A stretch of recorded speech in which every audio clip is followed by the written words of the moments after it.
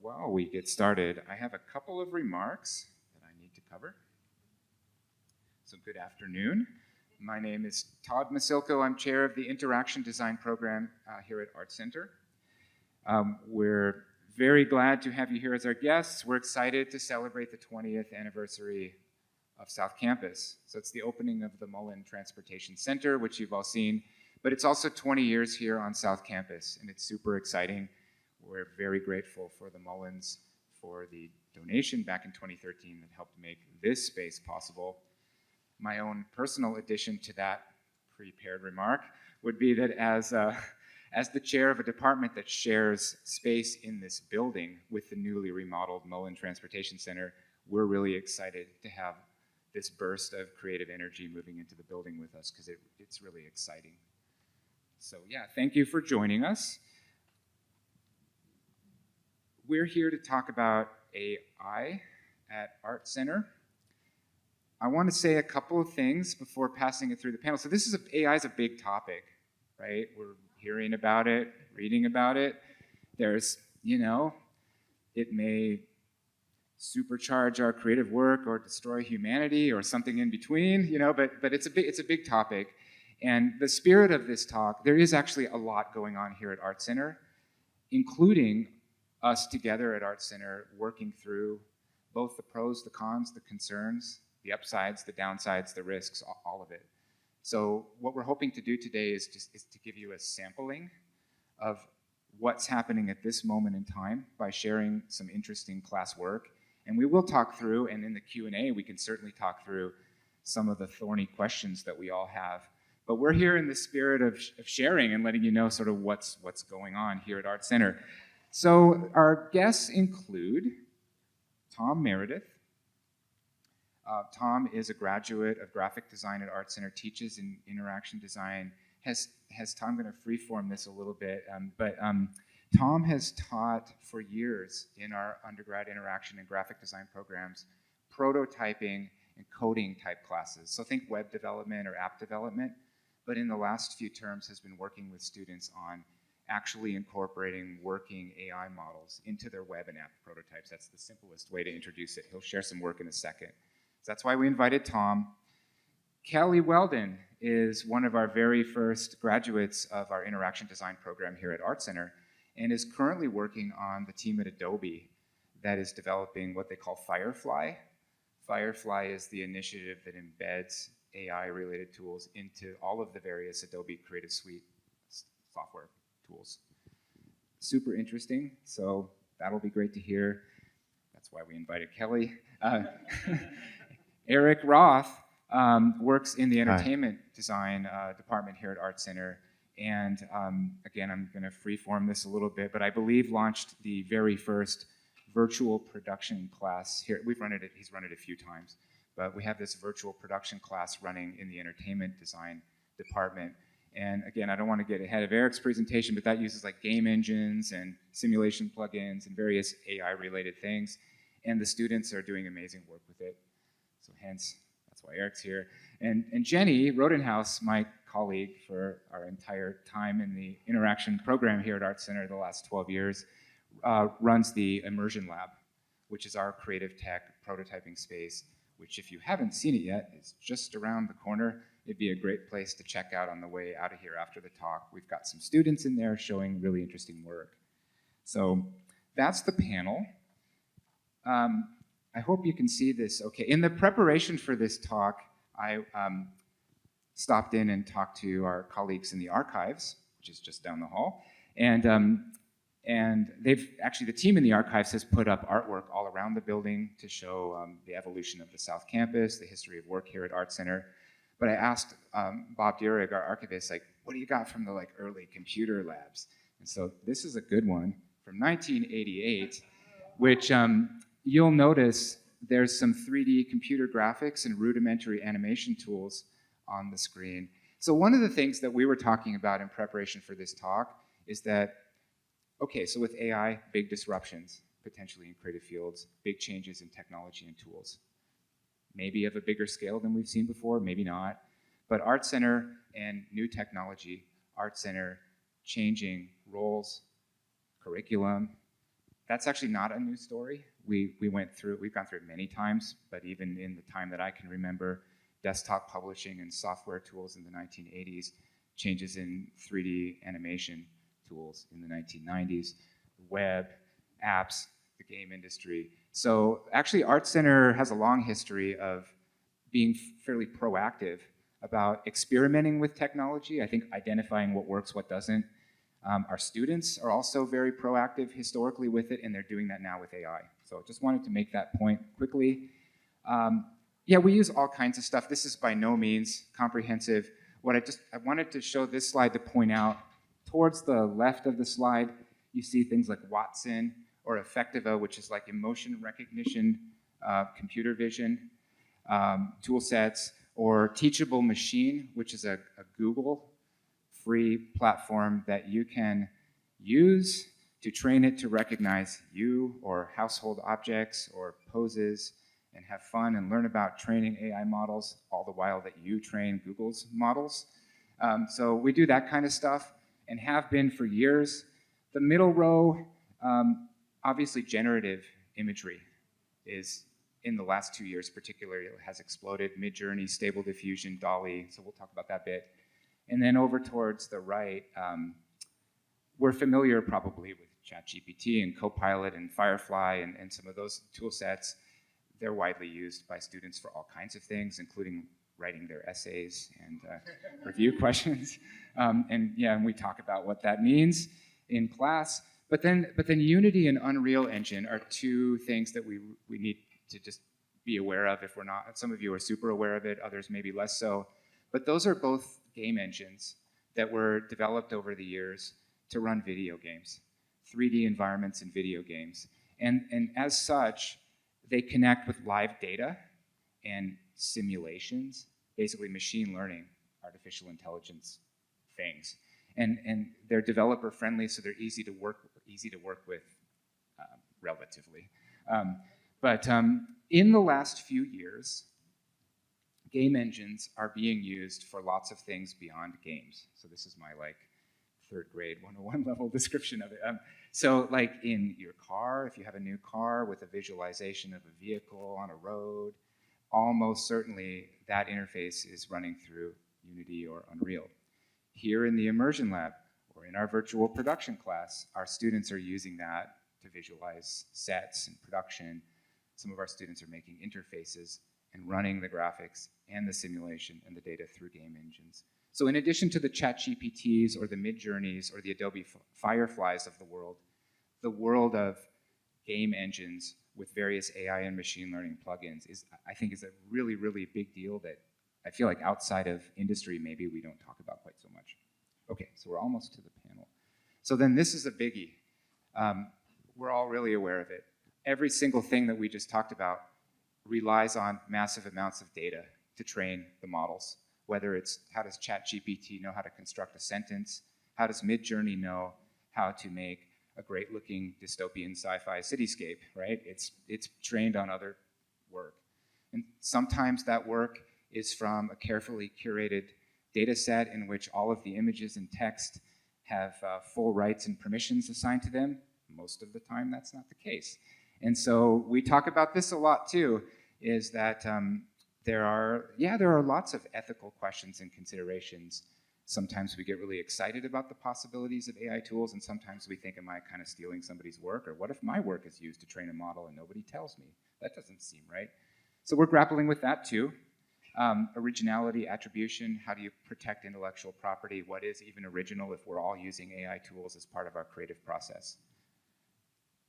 And then two more things and we're on to the panel. In the prep for this talk, there were two classroom activities that I wanted to mention right up front. They've been amazing for me, actually, as a faculty member. In 2014, do you remember the movie Her? Does everybody remember that? So it's 10 years old now, which is wild. The last OpenAI ChatGPT, if you remember the Scarlett Johansson controversy from a couple weeks ago, super topical. But in 2014, the members of the Microsoft Windows team, who had consulted with the production team on Her to help conceptualize the cinematic experiences and interfaces. So they'd been a part of the creative development of the movie. And then when that was over, internally, we're talking about at Microsoft, they said, wow, the emotional side of AI, they were working on Cortana internally at the time. It hadn't been launched. Like, we really want to get like a creative jump on what this could all mean. And so the team from Microsoft came to ArtCenter and sponsored what we call a design storm. It's a 3-day intensive in the studio with faculty and students, just brainstorm, develop scenarios, come up with ideas, sort of future cast this out. So this was amazing. This is an example of the kind of partner-related educational activity that we do oftentimes at ArtCenter, design storms or sponsored classes. But this one in particular jumped out. It's 10 years ago, and I feel like many of the ideas that both the Microsoft team, but also the students, frankly, were thinking about 10 years ago are just now feeling really, really relevant. And then last slide, and we're off to the panel. We did another design storm around AI very recently, like last November.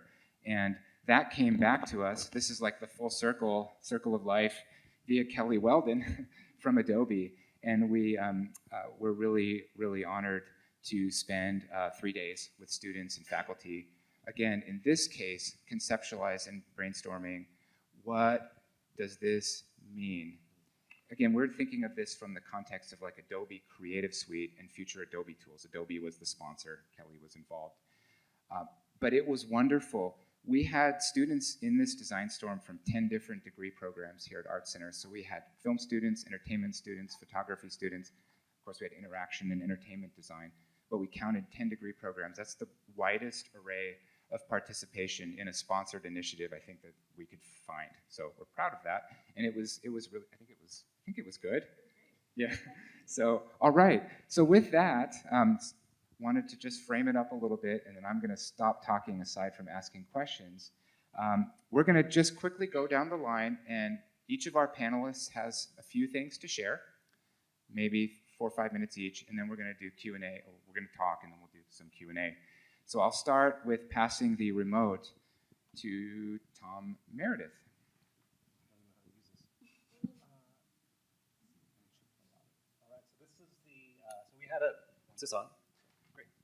So last term we had our first Next of Web class, which was really aimed to figure out, again, what is the future of the web. And we talked about cryptocurrencies and NFTs. We talked about even how we're logging in differently using different keys and private keys and this type of thing. But then one of the big points was AI, machine learning. I got to say that when I came to teach here in 2011 to co-teach with Todd, we didn't have a lot of adoption because a lot of the students weren't really programming yet. But since then, we have a huge adoption of people at ArtCenter programming. We're teaching them JavaScript, we're teaching them Python, which is perfect for this class. So in the class, we had a wide adoption. Actually, I have a handful of my students from last term's class and some students from this term's class in here today, which is great. But they had the ability to program. And what we really think at ArtCenter is that it's not just one thing to become a designer, but you need to understand how to program because that's ultimately what's going to be executing your design. And through programming, they become better designers. So instead of just prototyping something in Figma or Adobe XD, we actually are programming in code now, or prototyping in code. These students actually had a project, we're going to show this video right now, where they conceived of the project and they executed it, but they also were allowed to use Copilot and AI to support their programming. So they were actually using AI to support their AI. So let's go ahead and watch that. You know, this course was really brought on because we really wanted the students who graduated to have experience in AI and machine learning. I've been teaching here for about 14 years, and we prototype ideas. So students will have great ideas. Those will be prototyped through various technologies, but the students really didn't understand what's going on behind the scenes. or in introducing coding into the design curriculum so that the students actually don't just pretend to understand what's happening, but they actually get to experience it firsthand. It's an art in itself, but it's a science. I would say this class was pretty freeform, so we got a lot of freedom to actually explore what we personally are interested in. We wanted the students to be able to experiment, so this was really a lab that was very experimental, and we wanted all the students to figure out what they wanted to do and then to achieve it internally. We started with general understanding about AI, then we were learning a bit about blockchain, image generation, and kind of exploring all these different topics. We had projects ranging from spatial generative AI all the way to photography apps that allow you to understand how well a photograph has been captured. I think one of the ones that stood out was a recipe creator that you could actually just scan a receipt from your grocery store visit, and it could tell you what you can make with that. And we are waiting for GPT DALL-E to generate the images for the recipes. I was working on a pretty simple project I call Dinner, where I was exploring how we can turn images into recipe ideas. All of that has never been seen before and never been created. The journey from somebody who hasn't programmed before but actually has a design background to somebody who can become a design technologist is really amazing. It was really relevant to what's happening on the web right now, or not right now actually, what will be in the future. We have some graduated students who are working at Meta and Microsoft, and they are design technologists. So I'm really proud of the graduated students, and we're creating more and more of those right now.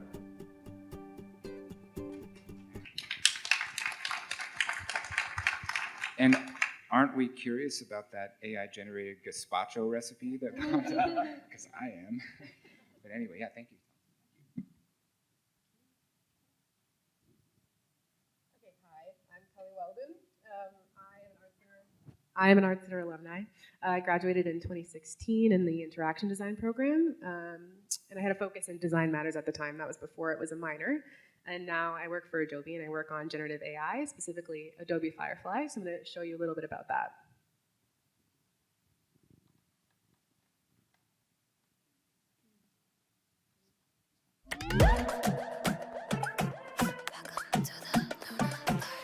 Future looks like wow.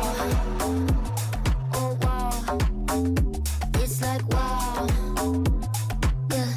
Future looks like wow. Oh wow.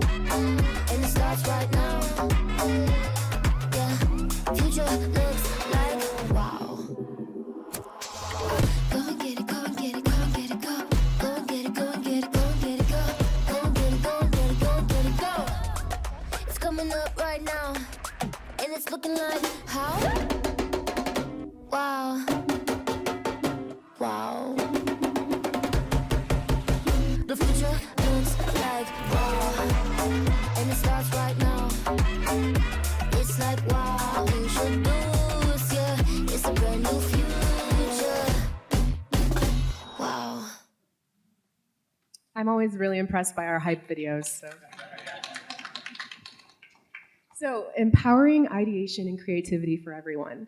On the Firefly design team, we talk a lot about democratizing design, which really means opening up creativity and expressing your creative intent for a lot more people and trying to reduce that barrier of entry. I think a lot of us creatives have felt that moment when we first opened Photoshop, or when I first tried to develop a website in a class at ArtCenter, and I had this moment of panic. I don't know how to use this tool, and I'm spending hours and hours and hours figuring it out. And there is joy in the craft of that, but how can we open up creativity to more and more people? And that's really what we're trying to do with Firefly. As of today, more than 8 billion images have been generated with Adobe Firefly's Firefly image model.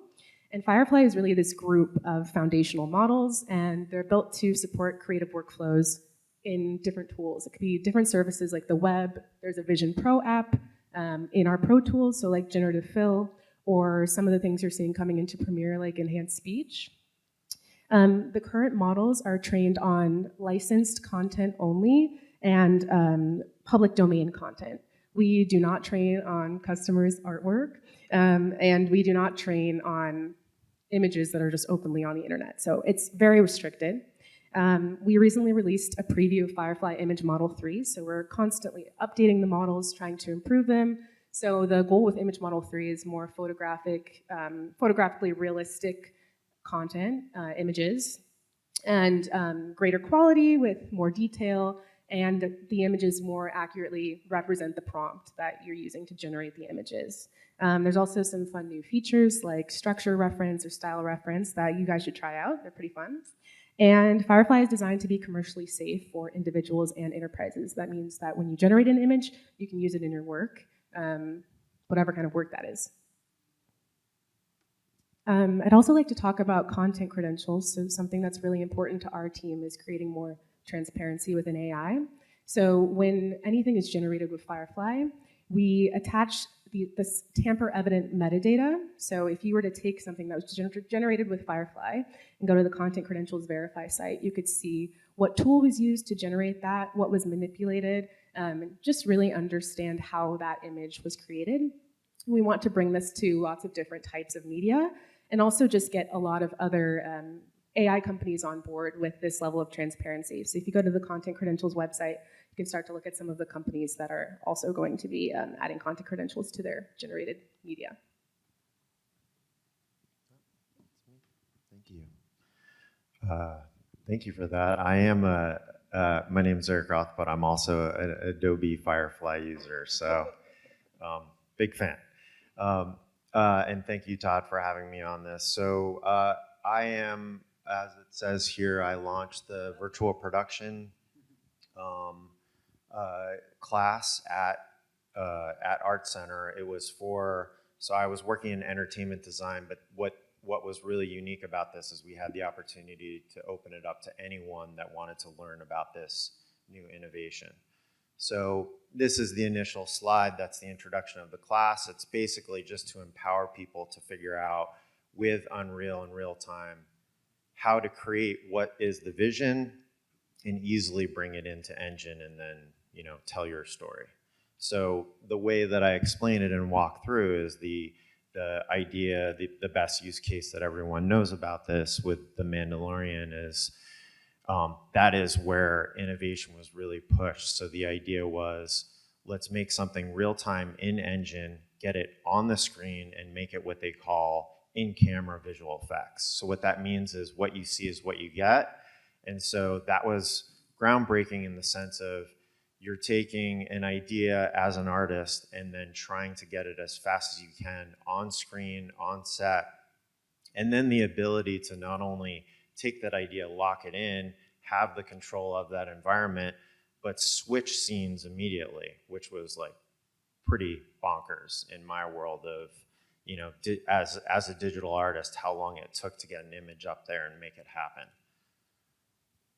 So what I do in my course is I take them through the game engine and show them as an artist how to truly create their vision, bringing in assets that maybe are available and free and accessible that they can use, and then how to take your vision and as an artist become and empower you as not only a film director, but actually be the creator itself. So like taking yourself through the entire pipeline. And so it's an overview in that sense.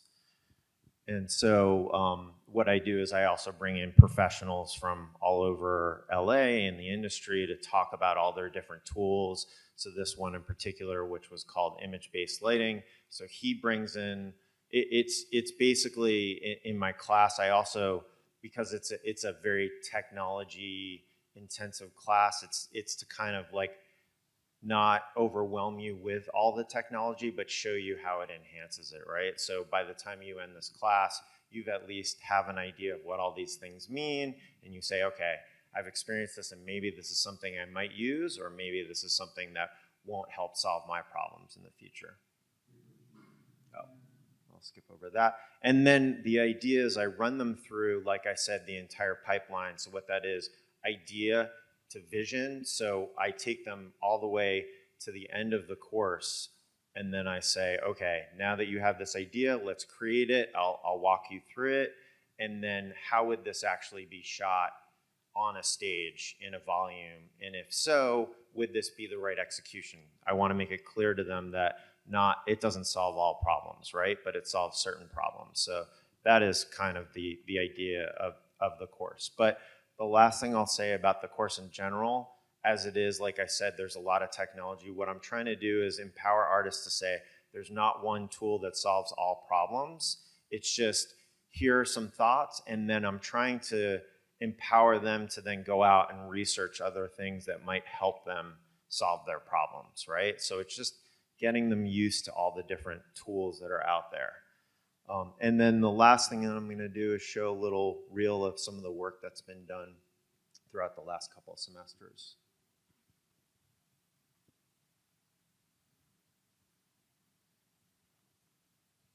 Nope. Go ahead, play this.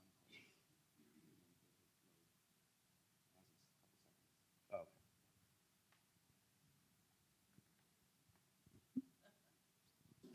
Step into the space where ideas ignite. Grab your tools, get ready to take flight. The morning light to the evening's edge. Creativity rolls like a wave on the cutting edge. Build your dreams, pixel by pixel, in a realm where imagination's not fickle. Grab your sketch and make it fine. Now trick it, draw, paint and code. See you work hard on your own. Grab your sketch and make it fine. Now trick it, hey, here's the creativity. Get up in the class you see. Show your innovation, be who you wanna be now. Tell me, not the trick and so hard.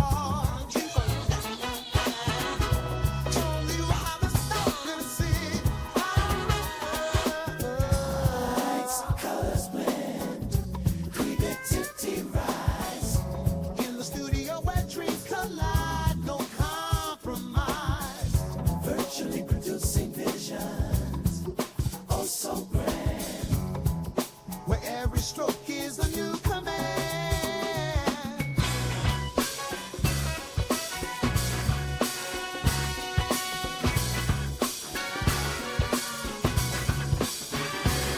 Mix the digital brush with the analog touch. Every vision's a victory. No dreams too much. From the virtual realms to the physical craft. So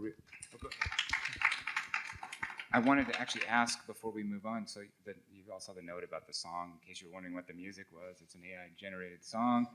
Tell us a little bit about the creation of that audio track. Yeah, so I used Udio. If any of you are familiar with it, I play around with it all the time. I send, like, somebody's birthday, I make up a song about them, some funny joke.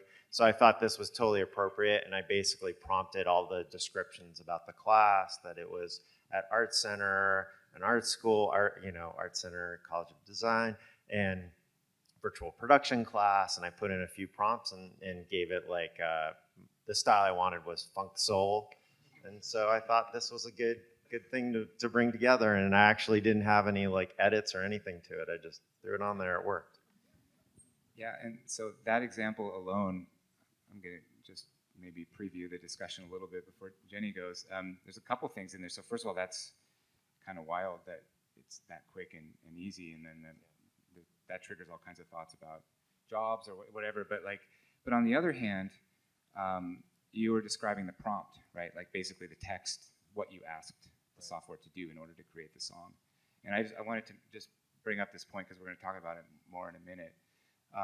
Really, there's lots of discussion here at ArtCenter. I mean, like every faculty meeting, I feel like, about both what are appropriate uses of AI tools, but also like when are students using it effectively, and what does it take to use these tools effectively? And one of the through lines that I feel like there's an emerging consensus around is whether it's music generator, image generator, something like ChatGPT, if you don't really know what your creative intent is and how to express it, you don't really have control of the output. Of course, it's AI, you don't have total control of the output, but all of the things that Eric just mentioned were things that you knew that you wanted to ask for, and it clearly influenced the result.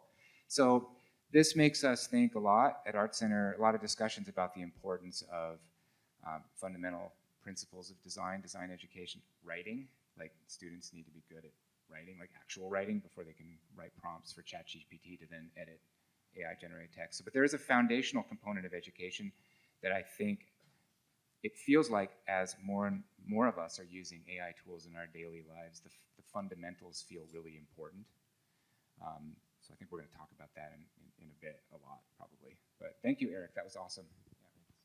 Hi, everybody. My name's Jenny Rodenhouse. I direct the Immersion Lab, which maybe some of you have visited today.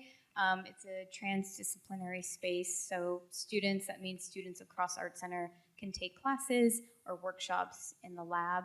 And it was fundamentally created as a way to support students prototyping, both with hardware and software, and also acknowledging that's really expensive. And so it really aided us and supported our students in thinking with the latest technology and letting that inform their ideas and concept generation. And we also work with sponsors and partners, most recently Meta Reality Labs, where they come to us and with us with open-ended questions. And that's what the space I find is, and why I enjoy it the most, is working directly with students to explore things that don't have a very clear answer to them. And so how do we go about doing that? In the lab, something we call is technology-centered research. So some of you, of course, are familiar with human-centered research, and we build upon that in the space. And in particular for interaction students, where computation is our medium. So it's really important that our students deeply understand their medium and how to work with it. And that medium might be software or hardware-based. So we teach students to prototype and learn from what is that behavior, what can it do, what are possibilities with it, and now what? What's your next step? And that's similar to human-centered research, where you're extracting an insight and then trying to determine what are your next steps or what projects you could then conduct from that. So for an example, some of our student research is we were leveraging at the time, this was done maybe in Todd and I's class about 6 years ago. We started a class called AI and Agents. A student, Miriam, is working with Runway. Maybe some of you have used Runway.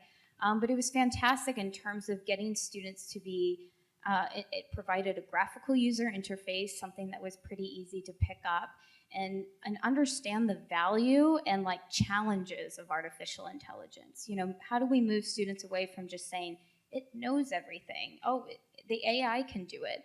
Can it? I mean, maybe now we're kind of like, yes, maybe it could. But at the time, you're like, I don't know. Let's really dig into that and actually challenge our assumptions a little bit further. So students from this learn they have to make a data set. They have to go, even just to say, I want this software program to recognize when I'm happy. How hard that is. What does happy even mean? I'm happy on the outside. My face doesn't really reflect that. What are the assumptions in just compiling visual information to convey that message and train that as a pattern? It's pattern recognition. So through this process of just training, it opens up wonderful discussions and insights that the students bring up themselves. It's not us telling them, they're arriving at those insights from their own observations. So we really love this, and we continue to do this within the lab. And we've brought, of course, in the lab, we really focus on spatial computing, and how we arrived at integrating machine learning and AI is through computer vision. So bringing up with students, you know, augmented reality gets really interesting is when you understand how a computer sees, or that you're programming it to see in a particular way. How does it align to an object, find a wall, find a floor? You have to tell it so. You have to train it on, you know, millions and millions of data points for it to even find wall or ceiling, etc. So computer vision is like fundamental and is really at the forefront of our discussions in the lab itself. So students start with like YOLO, maybe pre-trained visual models, and understand like, well, person's pretty generalized. You could be more specific than that. And what are the opportunities within computer vision? And just, I think I'll just leave it off on, I think what's really exciting for artists and designers is that we think about perception and we think about creating a human's point of view, but to craft a computer's perspective is this next phase, and we're seeing with Rabbit and Humane where you're kind of doing a show me, and even ChatGPT's recent demos around show me and tell me what you see. So I think that leads to a lot of next phases of user experiences and interaction. Thank you, Jenny. Oh, great.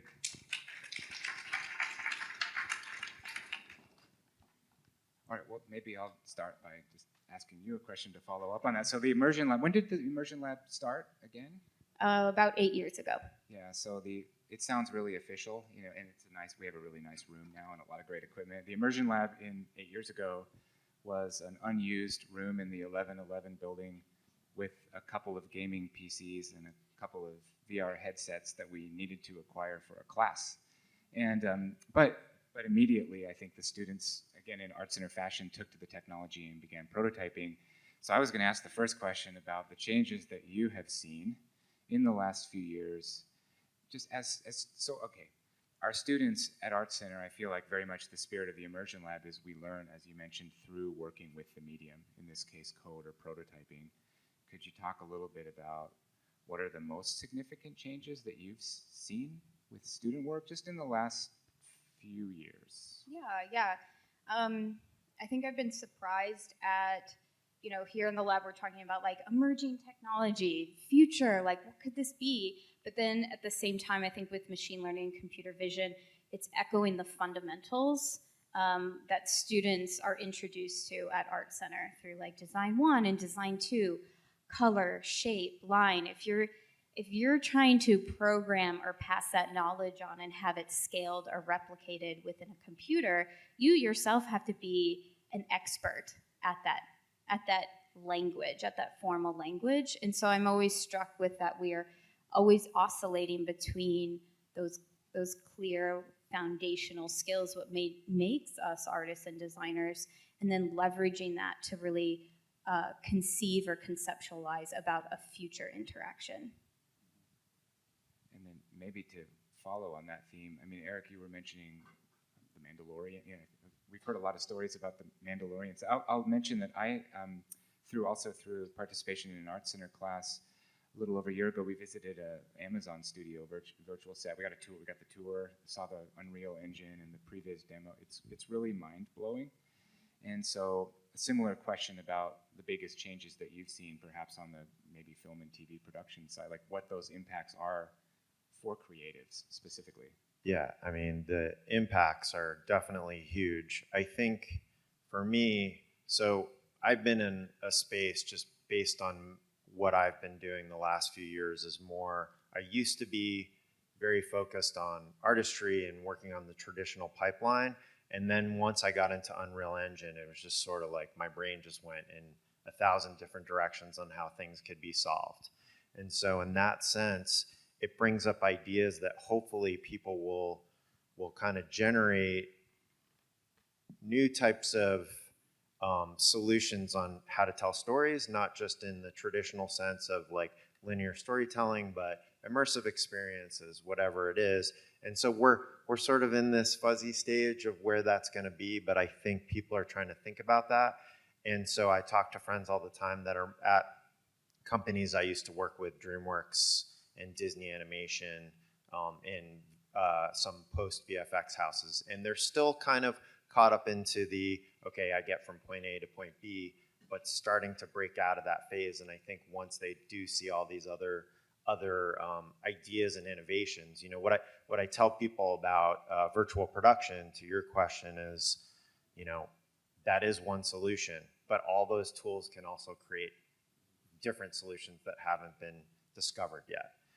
And I think that's the exciting part about it. That's when I get really excited about learning these tools, is not like, okay, I just want to get something up on a wall. It's like, what else can I do with it? And that's where, when I hear people talking about those use cases, that's where I think it's really fascinating. And you couldn't do and solve those things with the traditional tool sets. Yeah, so for example, I mean, Mandalorian, right? I mean, the Yeah. first, with any technology, right, the first few rounds of usage, we're sort of using it for things, workflows or ways of working that we're familiar with. And maybe it's faster or gives us more options, or we can iterate a little faster. But like you say, over time, then we start figuring out new things that we can do within different ways of working with the technology. And the stuff is moving fast, but it's super early days. Yeah, totally. So similar question, Kelly, like from the Adobe, I don't know, Creative Suite designer software tool sets, what are surprising or interesting recent changes or trends that you're noticing? Yeah, I mean, it's hard to summarize because the AI moves so quickly.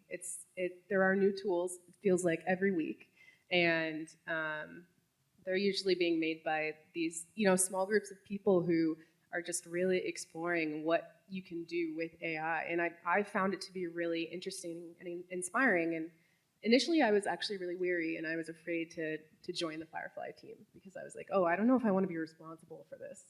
But I realized that as a creative, I had an opportunity to kind of direct how we as a team build these products, what we do with them, what we allow, how we do that ethically and responsibly. And that's what I'm excited about. And so, yeah, I get to research these AI tools every single day and try to keep up with them. And I think just like the speed of change is what's been really surprising to me. Exciting, scary, hard to keep up with. That's probably the biggest thing. Yeah, so similar, I mean, Thom, similar question. Yeah, I think, so I have a design studio that does design and build for websites and apps, and I think it was about 2 years ago, Copilot was introduced for beta, so we were using that in our programming teams, and then Midjourney came out, we were playing with that, my daughter and I were playing with text prompts to create polka dot cows on floating rafts in the middle of the ocean, and it was just so compelling to see, at that time, a 9-year-old interacting with AI and seeing the pleasure that comes out of creating something that never existed. But I think in our studio specifically, we just launched a project, and I think we were able to do it in a third less time because we were able to creative direct the actual mid-journey creation of humans that were photorealistic, and in the past you would have to go find these humans who would match this specific demographic and age, and now you can tell that to the computer and it can create something that really matches what you're looking for. It can help you with copywriting to not just create things that you're going to use, but also give you suggestions and ideas that might allow you to understand where you might go. And you can actually give it the brand voice that you want it to speak in, and how professional or how playful that voice wants to be. So you can really create content. And so this project, we used ChatGPT, we used Midjourney, we used Adobe Firefly to strip out backgrounds and to extend backgrounds. There were so many ways that we used AI that allowed us to really go to market faster, but also to create something really, really outstanding. Yeah, great. Okay, so let's go back down the row with the other side of the coin, because you kind of alluded to it a little bit with the imagery generation, right? And intellectual property protection, originality of work. I'd like to just talk about that a second. Like, what are you hearing? Maybe Kelly, we'll start with you, the professional from Adobe. What are you hearing or talking about on the team about that issue?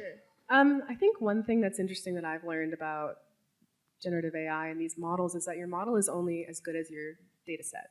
And so Firefly is different because it's trained on Adobe stock and licensed content. So it's got a different style than other tools like Midjourney or DALL-E. And I think that that's really interesting. We kind of have to find the gaps in the data set if we want to have this really robust tool that can generate different types of media. And yeah, I think it's a challenge because when you compare the output of something like Firefly, which has a restricted data set, to something like Midjourney, which has a very open data set, it's the comparison is interesting. It's different. You can do things with Midjourney that you can't do with Firefly. For example, you can't go to Firefly and say, show me SpongeBob flying in a spaceship, because Firefly doesn't know what SpongeBob is. I think that's really interesting. Yeah, great. Yeah, Eric, maybe the thorny question vis-a-vis the different aspects of the film and television industry. Yeah, so there's two different thoughts there. One is definitely from the major studio standpoint, for the rule of thumb is like no generative work can be done on Final Pixel, right? And for obvious reasons of where's this image coming from and how is it generated, there's just too many questions right now. But for story development, whatever tool you want to use to get the idea out there first, there's been plenty of pitches that have been done just to like, is this the right idea? Before we spend too much energy spinning on this thing, let's just, throw a couple of images out there, and then this is the direction we're gonna go. And that's fair game to talk about those things. But in terms of actual generative images, so this is the thing where it gets fuzzy, right? We're talking specifically about images versus the word generative, because like generative in general for me, there's plenty of tools that I can say are fair game that we can use. But when we're saying specific, prompt up an image and this is the thing that we're going to put on screen, that's definitely, and I don't know if it ever will be in that sense, right? Other than guiding you or helping you, assisting you. So yeah, and that's a great point. Actually, we have a member of the ArtCenter faculty heavily involved in a working group around intellectual property protection issues on AI. There's a congressional lobbying efforts and outreach on behalf of creatives. And so one of the things that we learned early on, for example, with some of these image generators, Midjourney being an example, right? You don't own the image necessarily. You can make it, and you can maybe say that you wrote the prompt. But so just from the standpoint of using an image in an advertisement or in the case of maybe video tool like Sora or something like video tools, one wouldn't necessarily have the legal rights to use it, right? So and it's tricky from a user's side perspective because it's not always clear, like to an end user playing around with these tools at home, like what you own and what you don't. But those are all really great points. Yeah, actually, Midjourney has a professional license that allows you, if you have over $1 million of income, apparently you have to get a pro license to use it, and it's licensed. You actually can use it in the world. So that's actually a licensed feature in the terms of use. Yeah, okay, great. Yeah, fantastic. Jenny, I was going to ask, thoughts coming out of the work in the Immersion Lab. Yeah, I mean, some thoughts as I'm hearing everyone talk that came to mind was, I think something we talk a lot about with students is just being aware of like whatever the data set you're using or even prompting to be leveraged is to really consider the point of view. Like that you're, say, I guess the example of like sci-fi future, you're leveraging a data set or an idea that millions of other people have had or have represented. And so I think that's really important for our students is to consider is that you're essentially leveraging a pre-established pattern. Somebody, like lots of other people also view it this way. So I think sometimes that also helps you push in terms of originality of kind of going, well, if everybody sees it this way, what if I actually want to sort of be more surprising? So it's almost a great like analysis tool to kind of pause reflection. But I think it's just important that students know that of like, okay, that I'm leveraging something, a point of view that's been well trodden. And I think as artists and designers, it's also our job to propose and visualize and formalize something that maybe somebody hasn't seen before. Because that's what makes things so compelling is that you're like, oh wow, like I've never heard this story told this way. And so I think that's also a really great tension that exists. Yeah, terrific. So I'm looking at the time, and we did want to take some questions. And actually, yeah, sure. I see a hand.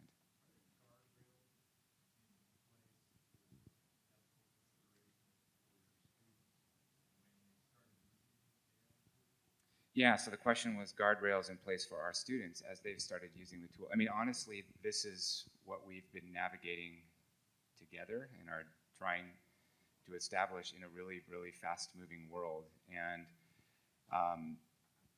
establishing those, I mean, so some, and, you know, for example, from a curriculum standpoint here at ArtCenter, it's becoming increasingly common, even in like a class syllabus, to be extremely clear about attribution of the tools that you use, because in many cases, a piece of AI software tool is, in a way, it's an external collaborator, and you need to give it credit. And if we're looking at images on a wall in a critique, let's say some quick generative images as part of concept development and ideation, not only attribute where it came from, but maybe the prompt that you use to, so there are like rules and guidelines and best practices. I think, I'll throw it to the panel, but I mean, one of the things I'd say about that is these questions are happening in industry as well as academia, and maybe because I'm loyal to ArtCenter, but the fact that ArtCenter has such a strong like back and forth between industry and the college world, I think is helping us have conversations that we're doing our best to keep up with the debate. I would encourage anybody to chime in on this one. It's a great question. Guardrails.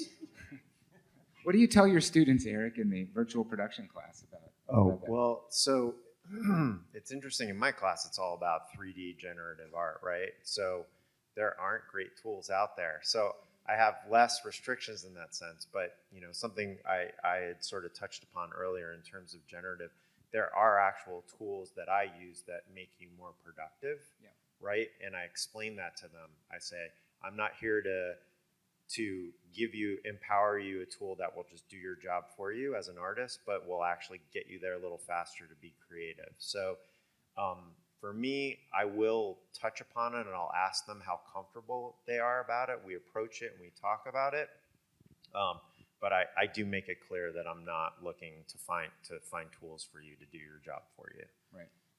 Yeah, I guess I could jump on that. I think, like I was reflecting about our discussions and like Figma, a tool that has a great community board section, and there's plenty of like emerging interface design, you know, AI tools that just like design your interface for you, copy paste. And so I think the one thing I've noticed from faculty, we've had really fantastic discussions around coming at the brief in a different way and really challenging students to lean again more into their intent of like why that color, why that line, and really honing in and refining how we speak about our work. And so I don't know if that's necessarily like guardrails, but it's helping us kind of step back and change how we design a brief. And I could see how in industry, it's the same thing. What is the brief now? And how do you ensure that the author is being responsible and there's that clear intent that they can articulate? So maybe we're also leaning into like, tell me why, you know, as another guardrail. Yeah, and in terms of it's not about the guardrail so much as the like impact on the work in the classroom, in interaction design, and I suppose probably in game design and really any part of ArtCenter where our students have to do coding. Like there's forever, for as long as there's been art and design objects that need to be coded, art and design schools have been in an odd spot. We're not computer science schools, and we're not CS majors and developers. Maybe Tom, but others for the most part, not so much. And so we struggled with like how many coding classes do we put in the curriculum? Do we ask all the students to take all or most of those? Sometimes there's a trade-off vis-a-vis other classes that you know there's only room for so many. And when ChatGPT came out, which is like two and a half years ago, maybe 2.5 years ago, so particularly our students that were working with game engines, we alluded to Unity as a prototyping tool in the Immersion Lab for 3D virtual spaces. And that's a specific example where the coding is actually kind of hard. We would spend a lot of time, Jenny would spend a lot of time probably before each week's class identifying online video tutorials C# coding. Writing scripts. And writing writing this specific script just to get something working. And the thing about code in the world of software development is the history of that with, for example, GitHub, code repositories, is it's actually like it's shared knowledge in a way. So programmers, I'm talking about pre-AI, like the norm was, I just wrote an amazingly effective line of code that does a specific thing. I'm going to share it. I'm going to write it and I'm going to share it. And so when these large language models came out, ChatGPT being the first one, first of all, code libraries were free to scrape and sample because the code was shared. And not only was the code there to scrape and sample, but like the description of what it does. Like, so maybe you can talk about that a little bit, Thom. Yeah, I think that's one of the reasons Microsoft bought GitHub, so that they can scrape that data. But yeah, I think we are using package libraries like npm.js to pull in. We're not writing all the code from scratch. Just like we're not reinventing the wheel with the cars downstairs. I think they all have four wheels. They all have engines. They all, they have windows, and we're not recreating a window each time, or the way that you create glass potentially, right? The same thing happens with code, and we're incorporating code and libraries and frameworks that other people created. Obviously, those are open source, and I think open source was new, past Microsoft. When Microsoft came out, they were closed source, right? And now they're really embracing this open source concept. But I got to say that, obviously, all of this AI is growing at 25x, which is the fastest we've ever seen anything grow before. But in our class, a lot of the students in the class can attest to this. ChatGPT was really bad at creating ChatGPT library prompts. It was always using the wrong code, and it was creating errors. So you still have to know what you're doing a little bit to know what good is, but it does get you a little bit over that hump to show you an idea or a concept, and to execute things a lot faster. Yeah. But it's still going to be owned by you at the end. No, I like what you're saying, because similar, like in Unity, you still need to know, like, it's called a game object. You still need to know the terminology to then be successful in the tool. But then once I see students get over that, it's fantastic to see the diversity has exploded. The different approaches, not just getting locked in, like, I know that this script does this, and this is all that I am confident enough to do. And now we see confidence growing in terms of, diversifying the behaviors. Yeah, so I think that's been one of the most exciting things, the ability of our art and design students to more quickly create, generate, iterate prototypes, whether it's a VR prototype, a set prototype, a software prototype, where we might have been stuck researching and debugging code for weeks. Sometimes we bring prototypes to life, like in class. And so for all the flip side of the concerns that AI brings, there is sort of an expansion of the ability to create more things faster, and that, at least, I think that's pretty exciting. We have like 2 minutes left. Let's take another. Are there any more questions from the audience? Yes.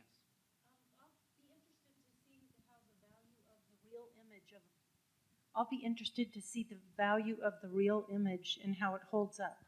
Like in the photography department, I see that the name, and maybe I'm late on getting this, has changed from photography to photography and imaging. Like what will happen with the value of the real image? Because it's really clearly becoming less important. Yeah, I think so I work on AI for video and audio, and a question I've been asking myself as I see some of the Sora examples coming out of generative video. One of the videos that they advertise is of the Hawaii coastline, but it's not the actual Hawaiian coastline. So I asked myself, why would I want to generate a video of the coastline when I want to see what's real? So what is the value of generative video? That's something I've been asking myself constantly. Like, what new workflows can we unlock that will bring value to your creative process, and not go out and do the things that you actually want to do? Because I would love to go and get some drone footage of the Hawaiian coastline myself and not generate that. So what would be valuable to help our customers to generate, to bring into their work? yeah, I think it's really important to continuously pose those questions, especially as we all work in this technology every day. Yeah, I was thinking too that they'll probably, as all of new tools exist, they'll coexist. They'll just both be there and offer different things. Because I was even thinking like CGI, I'm like, would I know? And maybe a Hawaiian coastline, I'm like, if I squint, it's kind of, sort of. It's like enough to be like, I don't know, is it trying to just convey fantastical island, or what is, I guess it comes back to the intent. Yeah, is it important that they know it's actually Hawaii, or is it more of like a squint of an assemblage of 5,000 other islands into one data set, and it averages that out? But I think there was even a time that I think like images altered with Photoshop were then noted, like, oh, that's different. And so I think I kind of in my head go like, it's part of that evolution. Yeah, I can just add to it from the visual effects standpoint and movie making. So if this was my image here, right, and it was a video, we would spend several weeks nitpicking every size of every letter and every pixel on this screen, right? Even just at a single image, not even like, let's not even talk about the 200 or 500 frames that we're working on. And you don't have controls like that. So even if I conjured up something through a prompt and then I got partially what I want, where do I go from there, right? And the chances are I'm gonna have to manipulate it in some way, shape, or form. So yeah, there's something there to like get you to a starting point. And that's not to say that there are definitely people out there trying to figure out those controls, but we're years away from pixel manipulation. And in the world of VFX, like, that's all we do is we sit on frames. We like what I describe to people about my job is that it takes me a certain percentage of my energy to get the idea vision out there, and then it takes a big percentage of actually getting it to where I want it to be, right? So we don't have those type of controls in, generative at all. Yet. Was there another? Did I see another question? I guess this ties into that about the creative process. My question is, what will be the impact to the creative process, and what have you seen? I know you're talking about quantity is going to increase. You're talking about the fact that it's faster to get there, and there will be larger volumes of output. But what about the quality of, and also the process of creativity? Well, I think that the quality really is within. You need to know what good design is, first and foremost. There's a lot of bad design where people think it's good design already, or they're buying it. But I think that being able to have multiple options to choose from, you still need to know when to stop and when you're done and when this solves the problem. And I think that also is stepping back, like we talked about the design brief. We need to understand what we're trying to solve so that we can see that this actually does solve that problem. But it is very difficult to go through the design process. You really have to teach yourself that, and to be a designer 40 hours a week is a lot of work. But being able to utilize these tools to help us visualize potential solutions that might solve that problem faster is really great. But at the end of the day, too, we have a lot of stakeholders that we had to present ideas to that need to buy into this. So the whole concept of Hawaii and all of this, it doesn't have to be the final thing, but it might be a great way to pitch that final idea before you go shoot it with a drone, right? Of how it actually works, and put it in place to actually understand, does it solve the problem that we need? Or do we need to create other quick ideas and sketches? Because that's what it is at the end of the day, just like Eric's work that he's showing, it's conceptual, ultimately, until you have to actually finalize it. Yeah, and I think the creative process will become less linear, which is exciting to me. You don't have to go, steps 1, 2, 3, 4, and 5 all in a row. Really opens up the ability to, like you're saying, ideate faster, visualize ideas, figure out the direction that you want to move in, figure out if you're doing the right thing. And that's a big part of user experience design, right? That's a lot of the reason that we start with research is to make sure that we're making the right decisions, fail early and fast. I feel like AI allows you to do that in a really visual way, and that's been really helpful for me in my work. And I think that we're putting these tools into everybody's hands, and they can be closer to the end result themselves. So the process used to be that you would direct people even to lay down phototype, right, Petrula? You would be directing people, and you'd have to have that communication with somebody else who's actually a specialist in it, but it wasn't. It was far removed, and now it's really close to where you are. And to build upon that, I really like that because of the democratization of the tool set, it enables a level of communication that while we are expert formal communicators, right, those that we're working with aren't necessarily able to describe exactly what they want. And I think that's always the kind of frustration sometimes in a creative process is you're like, it's so obvious it's this, but then somebody you're working with might not have the language to describe exactly what's in their mind. And I do find with these tools, it's a little bit now the ability of like, they can do their version and bring it, and now we have something that we can then talk about. So that's been I just great. want to add real quick. Every time somebody has approached me about a tool, when I was working at studios and they'd say, well, what do I use this for? I would literally say it's a language tool. Just, hey, I have an idea. Let me type this out. Yep, that's what I'm trying to communicate to my team so that they don't go in the wrong direction. Yeah, thank you. I think that's a great series of comments. Maybe I see the time is up to wrap up the discussion, but so the creative intent, the ability to write a brief, the ability to work with collaborators or clients or partners together to figure out what approaches work. I mean, these are the skills we teach here, I think, in design school, and we probably will be working in a variety of vastly different ways. Maybe the size or composition of a team might change, the speed that we can work through projects might change, but I do believe that those fundamental creative core skills, knowledge, competencies are probably more important than ever when working with AI. Thank you for spending an hour with us in our beautiful new room, and I have some closing remarks that I need to take a quick look at. Yeah, exactly. I could have had AI do that, but no, I would like to thank you for being here. On behalf of ArtCenter, I would like to thank you for joining us to celebrate the 20th anniversary of our South Campus. And so on behalf of the faculty, staff, and facilities team here at ArtCenter who have worked tirelessly to bring this project to completion, we really hope that you enjoy the rest of your day here. And so then here's the free-form part of it. Please enjoy the Immersion Lab, the spaces, the transportation spaces. If you haven't been outside and seen the car show, enjoy. We'd love to have a chat, continue the discussion out in the hallways or in the studio spaces. So thank you so much for joining us here today. Thank you. Good job.